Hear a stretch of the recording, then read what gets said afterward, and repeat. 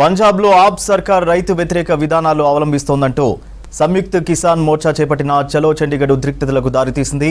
Amritsar golden gate దగ్గర ధర్నా చేపట్టిన రైతులను పోలీసులు అడ్డుకున్నారు. చండీగఢ్లోకి రైతులు ప్రవేశించకుండా ఎక్కడికక్కడ పోలీసులు బారికేడ్లు ఏర్పాటు చేశారు.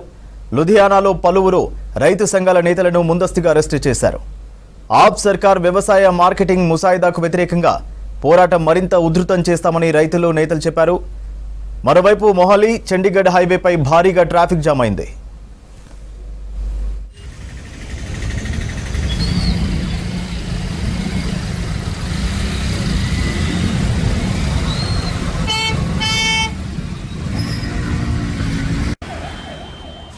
పంజాబ్లో ఆప్ సర్కార్ రైతు వ్యతిరేక విధానాలు అవలంబిస్తోందంటూ సంయుక్త కిసాన్ మోర్చా చేపట్టిన చలో చండీగఢ్ ఉద్రిక్తతలకు దారితీసింది.